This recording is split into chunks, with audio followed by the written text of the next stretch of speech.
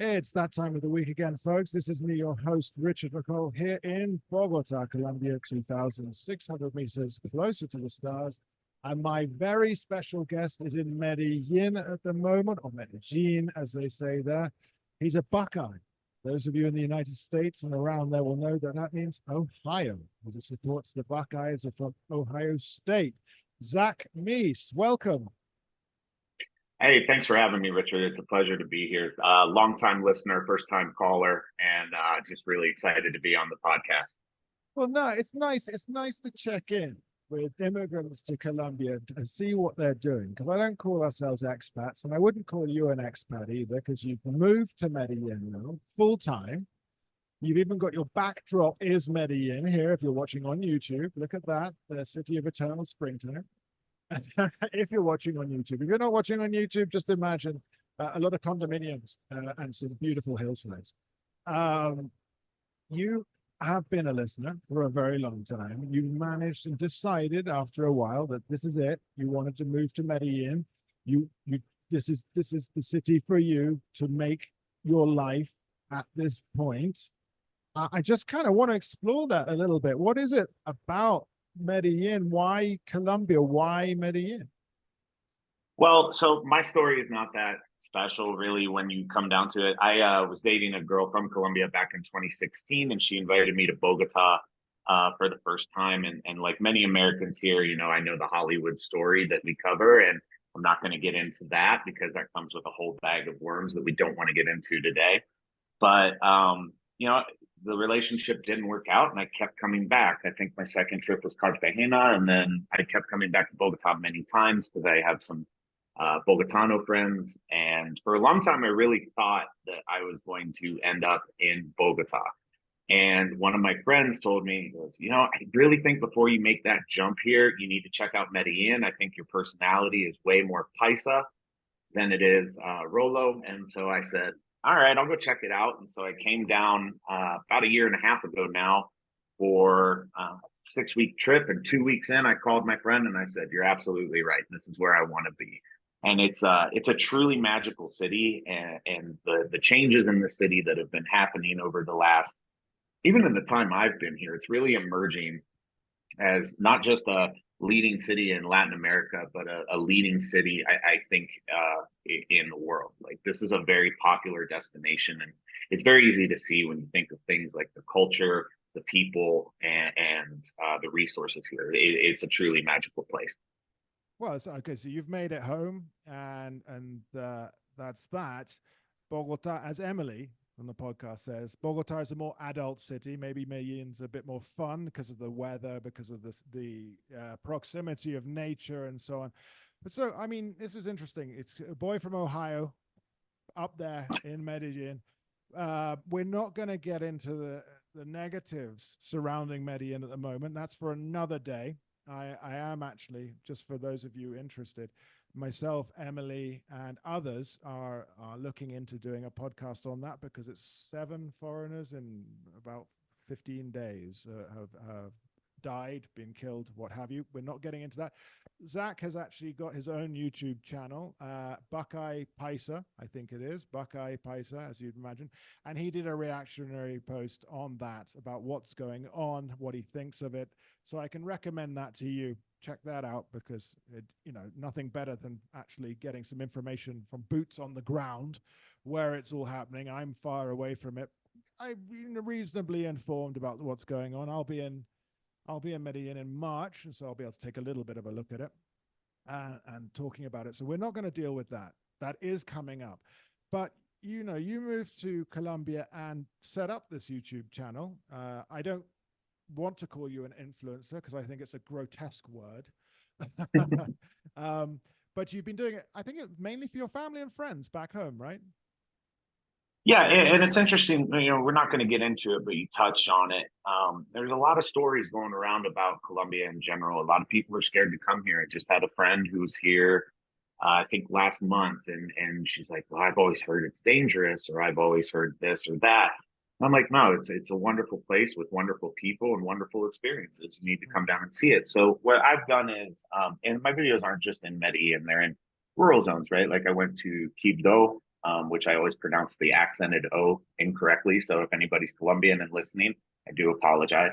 And that's like a zone that, I mean, it doesn't see a lot of tourism, especially from the foreigners, because it's kind of off the beaten path. And what I want to show is, Colombia is different than the United States or Europe or those traditional tourist destinations, but it's really a great place to come. And I want to show those cultural things, right? Like I do videos on the local soccer team, Independiente Medellin, El Poderoso de la Montaña, which is my adopted team, which being from Ohio, I obviously have to have one. And these are things that, I think normalize Medellin and show that it is a place, it's not just the stories you hear. Bad things happen everywhere. And that's not what Colombia is. And that's part of my job too. It's one of those things. I mean, if you meddle in the bad things, the obvious bad things, you're going to get in trouble, and that's what's going to happen. You put yourself more out there at risk. Quibdó, as you it doesn't receive tourists. You might be the first Ohioan to have gone. Do you feel like a pioneer? I mean, I'm not what was his name? Not Lance Armstrong, but I felt like it. No, I stick out like a sore thumb. For your listeners who don't know, Quibdó is about 95% Afro-Colombiano. And like here in Medellin, I can kind of blend in. But I stuck out like a sore thumb there. And it was still but it was a magical experience. I met wonderful people. Definitely got a different taste of. Yeah. So I have a question for you then. Why Deportivo Independiente Medellin? Why that football club? A bunch of people here ask me that too. Atlético Nacional is obviously the most popular team here. But I coming from Ohio and Cleveland specifically, sports are a big thing. And so I said, well, heck, if I'm moving here, I need a sports team. And so I tried them both out, and I was in the Bara for both of those. Those are the fan sections, right? That's where all the crazy people jumping up and down, singing songs, stuff like that. And Nacional was less welcoming to foreigners being there than Independiente Medellin was. And so I was like, that's okay. It's got Medellin in the name too. So that kind of works out for me. And I felt like a real connection to that group. And now I have a bonus, which for foreign listeners are season tickets. And I go to every game. I have a group of people that are in the section with me, and we hang out and do some pregame social activities, we'll say. And then we go to the game and sing our little hearts out, and then sometimes go out after. So they had a great season. They're not doing so hot now. I'm hoping that they bounce back here in later this semester. Well, that's it. I mean, it's a way in, isn't it? To sort of, let's say, penetrating a culture through the sports. It's definitely, and as someone, as you said, from the Cleveland area, from the Midwest, to get involved in sports and to to transport the same energy through is going to make you friends straight away. And as you say, maybe you go out afterwards, or maybe you're weeping into your beer afterwards. It's this season, it sounds like you're weeping into your beer. But then my adopted team has now moved to Valledupar, so I don't support it anymore. Well, hey, you're welcome in Resistencia Norte anytime you want to be here. Resistencia Norte. Okay, there we go. That's what it's called. Resistencia Norte. I like that. So what is the most interesting to me is that you came down, though, and I think this is what my listeners will want to hear about, is that you decided, this is it. I'm going to live in Medellin, but you've got to get a job. And so where does that come in? I mean, did you start remote working like so many in Medellin, or was it about searching for a job on the ground? So a little bit of both. When I first came here, I was working with a logistics company in the air freight space. I'll be honest for my listeners, and in my network, they did not know I was down here, but I was working remotely, so it didn't really matter. And then I kept coming back, and then I went to Europe for a little bit. So your side of the pond, was hanging out in Madrid. And then one day I got the dreaded, hey, we are downsizing and laying people off, and, sorry, here's a severance, yada, yada, yada.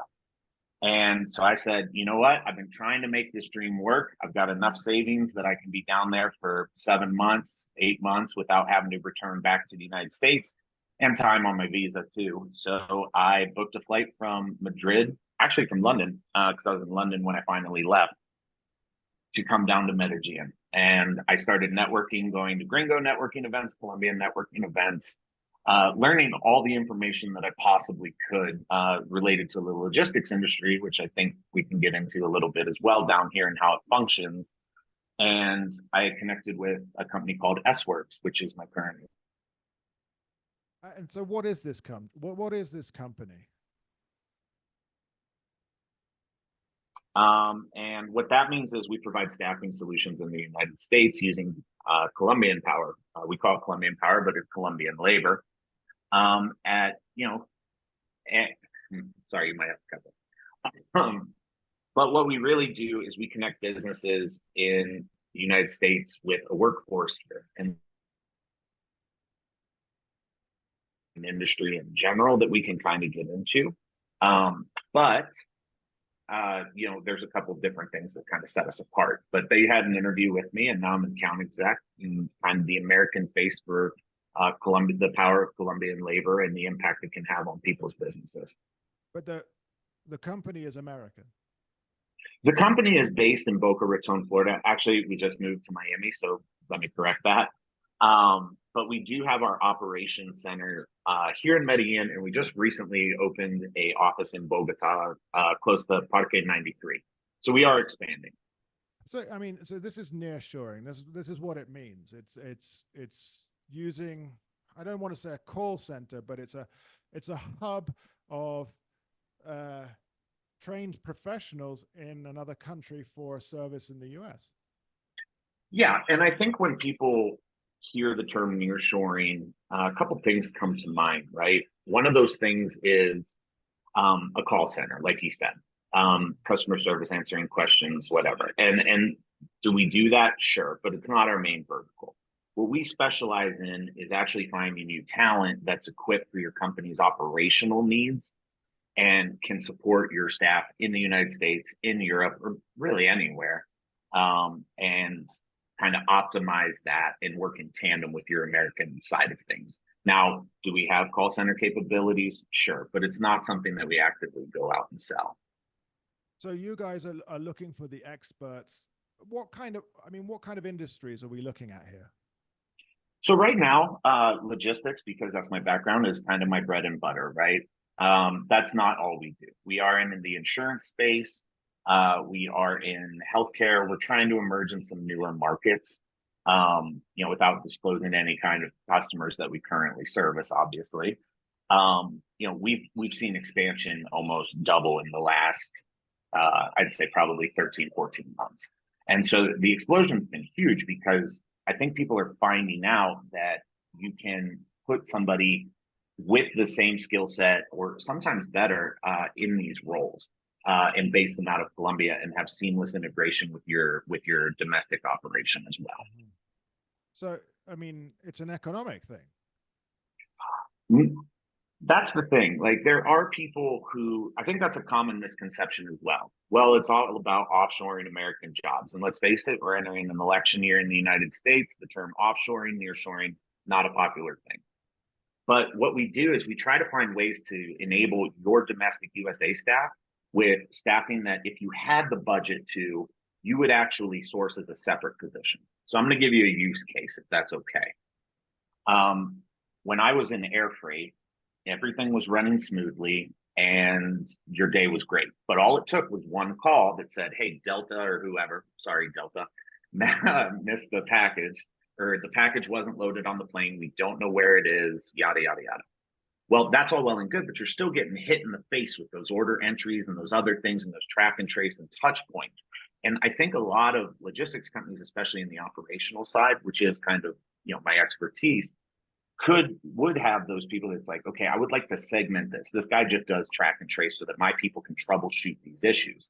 But unfortunately, they kind of lump it all into one position. So what we try to do is say, okay, what are your pain points? And then here's how we think we can help you offload some of those responsibilities at an economic rate with somebody who is actively able to do this and is bilingual and can work with your company seamlessly. Okay. So, I mean, I remember in the late 90s, the first things that came over like that was sort of, I mean, not like that, but I would run into them a lot in Costa Rica with the sports betting companies. And now we need to move into nearshoring I know that there's one in Bogota that deals with all of Atlanta's parking situations and stuff, and which to me is the mind boggles that people in Bogota should be, the people in charge of Atlanta's parking system. Um, the mind boggles because, as I say, we saw the collapse in the global supply chain with COVID and so on. This is what would be my concern in the end. If something else happens, and you guys get cut off, what happens? Not quite sure I understand the question. Sorry. Well, Can you try that again? well, it's not really a question. It's kind of a debate. You know how, you're in logistics. Look at what happened during COVID, when with the whole logistics and the global supply chain and everything and the knock-on effects. I don't really know if there's a question of it. I'm just sort of putting the context out there. If we get, again, the world gets separated up and we have to start looking inwardly once again, nearshoring, would it be one of the first things to go? I actually don't think it will. So if you look during COVID, that supply chain, especially in the time critical sector, things like air freight, expedited delivery, we call them hot shots, but it basically just means point A to B logistics, right? Whether that's courier trucks, whatever. That actually exploded because people needed it. The integrators, your UPSs, your FedExes, and so forth were overwhelmed completely. Sea freight took a beating because there was a lot more health protocols that were done in the ports. So processing time was slower. You hear stories about Port of LA being backed up for 20 days or whatever that was. In the time critical space though, like especially in air freight, the airlines needed to bring in revenue. So they were selling out cargo spaces. Some international airlines, I think British Airways, actually, your hometown airline. Yeah, we can roll our eyes at that both because I've traveled them as well. But they actually gutted their planes. And what I mean by that is they just removed the seat in order to operate these cargo flights. And that really helped international commerce.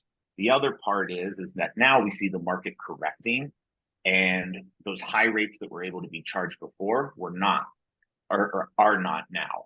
And so I think nearshoring actually has a chance to explode. And what I mean by that is, there's obviously a cost savings thing here, but you don't want to sacrifice cost for quality, right? Yeah. Or you don't want to sacrifice quality for cost. There you go. Yeah. And that's a thing that we can absolutely help with. And so I do think there's an opportunity here. And especially if you want, even if you want to expand into Colombia, or to Latin America. A lot of people want to expand and put offices on the globe, especially if they're in international trade. We can help with that because, as you and I both know, navigating the visa situations here, to set up an entity is incredibly complicated here. So we have the office space. We can get you the workforce. We can act as an employer of record and build you a Latin American presence without actually you having to set that up directly. Okay. This is fascinating. I understand the logistics side of things, but how is it that nearshoring works with healthcare and insurance then? So there's a lot of back end tasks, right? That definitely don't, they eat up a lot of time. These are manual touch point tasks, things like invoicing, bill checking, making sure those invoices are accurate. We can be in that space. Purchasing. If you need to purchase supplies, you might not have a budget to have the team that you need, like especially in bigger hospital networks. For instance, the Cleveland Clinic, which if your listeners don't know, is that they have campuses all over the state of Ohio. And my guess is they have a team of probably 15 to 20 people, but they may really need 25. And so we can help them with that at an affordable rate and give them top talent. Okay. It does sound reasonable to me. What are other examples?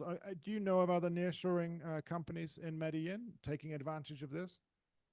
Yeah, so there, of course, has always been popular hotspot markets. And with, we think of like the Indias, we think of the Philippines and places like that. I have noticed recently that a lot of that's going to Guadalajara, Mexico. But there is moving here into Colombia as well, because I think what people are finding is that Colombia has done a really good job. And I'm going to talk specifically about Medellin, and I'll give an example. Medellin has the Valle de Software, the Software Valley Initiative, where they're trying to educate their new young workforce in things such as um, tech support, front end, back end, stack development, Java, things like that, so that they're able to seamlessly integrate with Silicon Valley because they know that there's a lot of foreign investment coming here.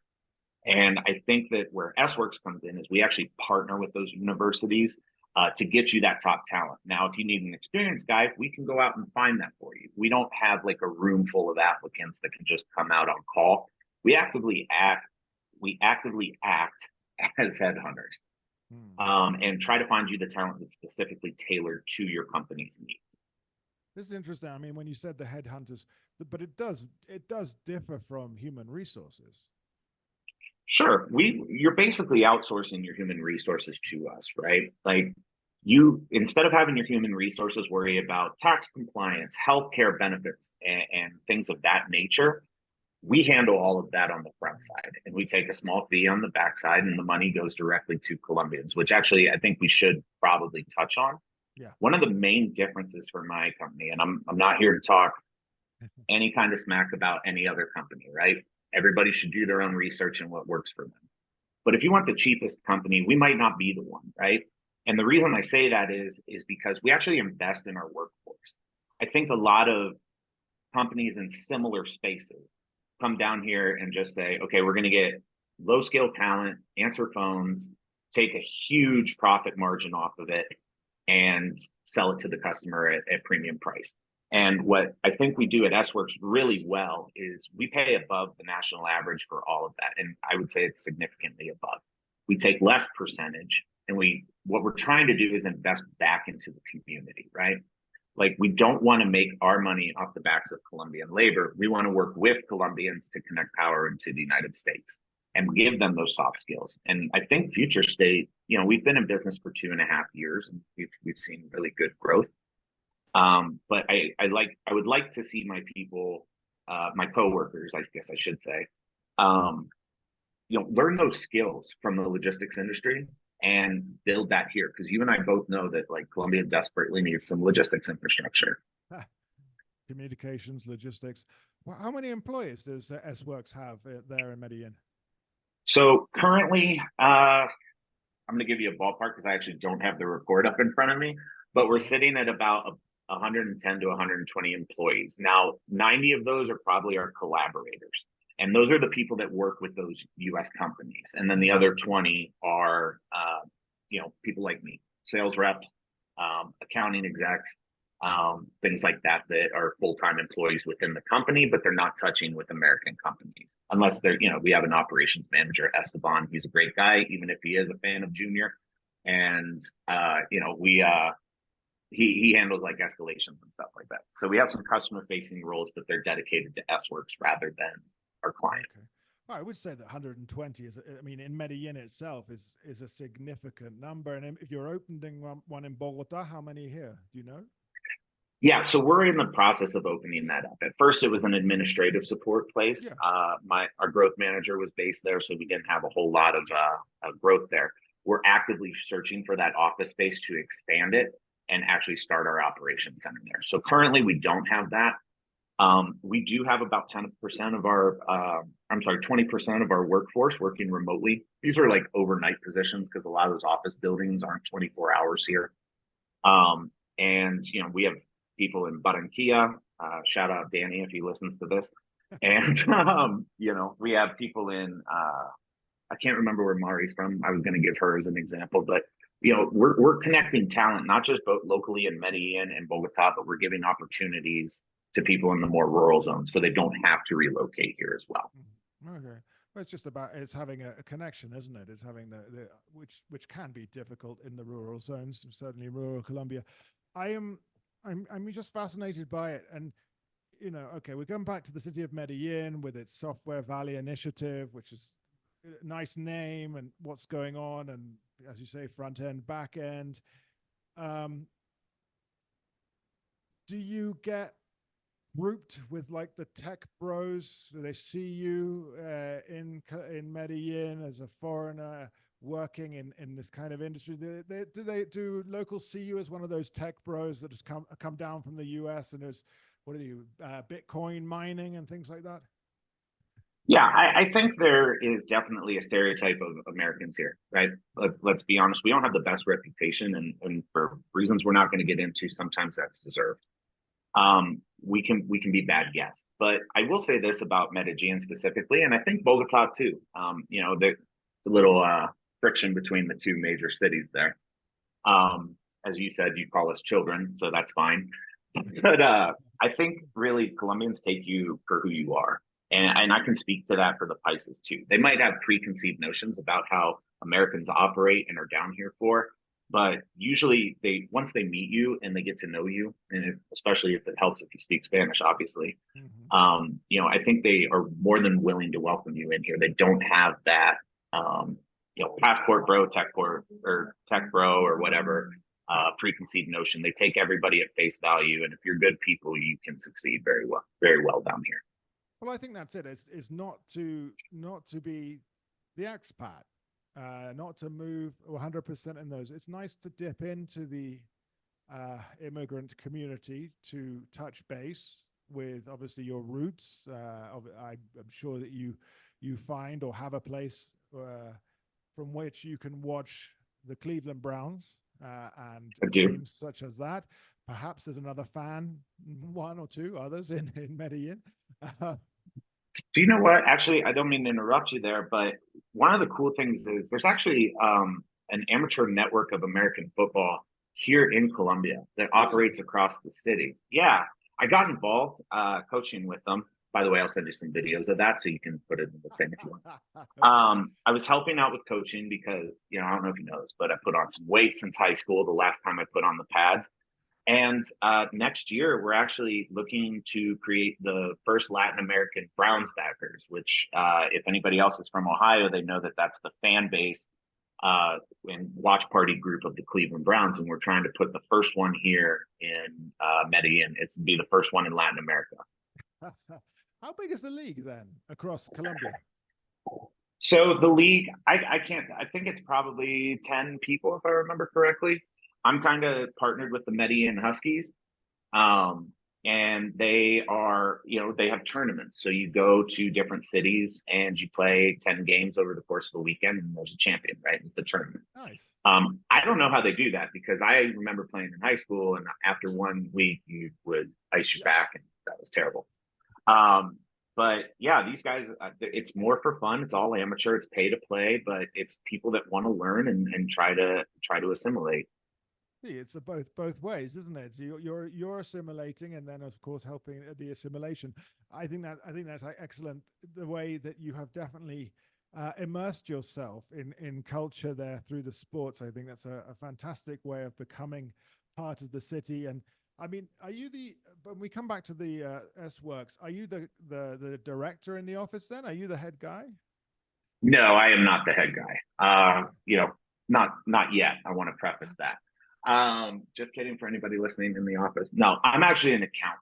And I think, we have sales support here locally. And I think that, I think sometimes this is something as Americans we do very poorly. And I've been guilty of it, let's be honest. But you answer the call and you hear someone with an accent or whatever, even though the Colombian accent is very neutral, right? I think so. And you might be like, oh, this is a call from wherever, and they just hang up the phone because it sounds like telemarketing. And where I come in is I kind of put the American face on that. We also have a sales rep named Mia. She's incredible. She's based up in Miami. And we just went to a conference, the Manifest Logistics Conference in Las Vegas last week, which was very fun. And we basically go out there and we tried to tell people like, look, Colombia is not what you think. There's a lot of great talent here. It's not, it's definitely been developing. It's improved in the last 7 years that I've been coming here. I see the changes on the ground. It's an incredible place, rich with opportunity.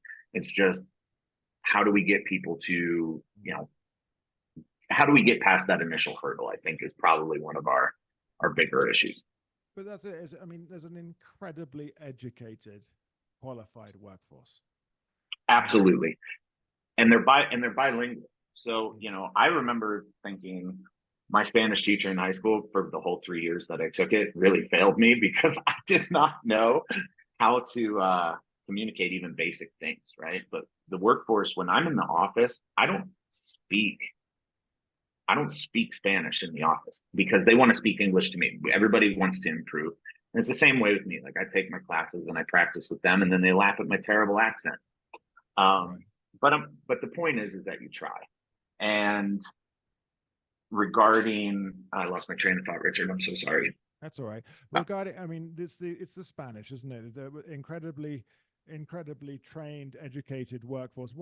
How is your Paisa Spanish coming along then? Is it got, have you got that drag to it? You know what?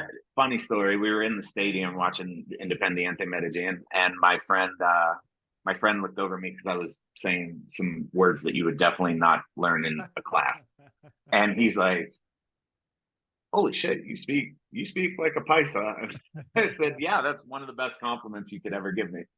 Well, that's it. I mean, again, at an event of this nature, you're supposed to shout things and abuse. Certainly at the opponent's goalkeeper if you're sitting behind them. A little anecdote on that: I used to go to really low quality football games in England, like Conference Division, which is like the fourth division, and you're so close to the goalkeeper. I mean, you're within less than a meter behind him that you can psych him out. Yeah. Well, and that's the thing. If people are going to come down here, I highly recommend going to the games. And even sitting in the Bada sections, like the fan sections, because I'm from Cleveland and we think that we're pretty crazy. That's nothing compared to Resistencia Norte. Like they are amped and hyped the whole time. It's like if it's 10 times more intense than the Ohio State student section. Like it's an experience and a great way to experience like local culture here. Oh well, it's excellent to hear. Yes, and I think it's really fascinating to get this insight on what is your life immigrating to Colombia to be in Medellin. You chose the place, you found the job. S works. You're in nearshoring, which of course is very much what you came from, logistics, and you've immersed yourself in the culture. I think this is to be applauded, Zach. Well done with all of this. You're in a happy place. Yeah, and Colombia has given me so much. I remember coming here, and I even said this in my last video. I remember coming here after being laid off, and I had saved up, so it was fine. But people would be like, "Do you need something? Like, do you need to eat? Like, do you need food? Like, whatever." And they were taking care of me because they've seen in the past that like my interest in Colombia is sincere, right? And so like Colombia, and that's just one example of many where Colombia has really given me a home, and so I feel more comfortable here sometimes than I do back in the Buckeye State. And so I'm very grateful for the opportunities that S-Works has given me, that the people of Colombia have given me, and that they've accepted me. I think I can think of no better way of winding that down. What a nice way of thanking, obviously, your adopted homeland. I feel the same as well. But really, really good to hear it from you there, Zach, and to see that you are advancing. And yes, as you said, it won't be long, and you'll be the head honcho there at S-Works in Medellin. One can dream. It shouldn't be a dream; it should be a reality. But anyway, thank you so much for talking and sharing some of your stories. And I really didn't know how to define nearshoring and so on. I didn't know how you were going to explain that to us, but you did it obviously in an incredibly clear and a coherent manner. So thank you for that, because I know that people out there will be like, what the hell, what's he doing? But it came across, and you defended it very well, of course, as you should, because it's your industry. Anyway, this is one of those good news stories of immersion and being adopted and enjoying yourself and starting afresh, but really getting involved. So Zach, thank you again. We should look at your YouTube channel. That's Buckeye Paisa. Yes, sir. Anything else that we should look up that we need? If anybody on your listener network is looking to potentially open a Latin American operation, I do encourage you to do it in Medellin. And if you need help, maybe sourcing that staffing, feel free to reach out. I'll give you my information, maybe put it in the description or something. But S-Works can help with that. And so, whether you're based in the United States or you're looking to open up a Latin American office, both to work with your United States or be the Latin American operation, like we can help you with that. And that's definitely something that, I'd love to talk to somebody and show them the power that Colombia can have on their business. Excellent. Oh, excellent. Well, thank you again, everyone. Thank you, Zach Meese of S-Works, for your time. Thank you, everyone, for listening. A really upbeat, again, episode. Of course, if you want to support us, that's patreon.com/Colombia Calling. And of course, stay on the line, listen to some messages from our sponsors. And thank you again. We'll be back next week. Bye-bye.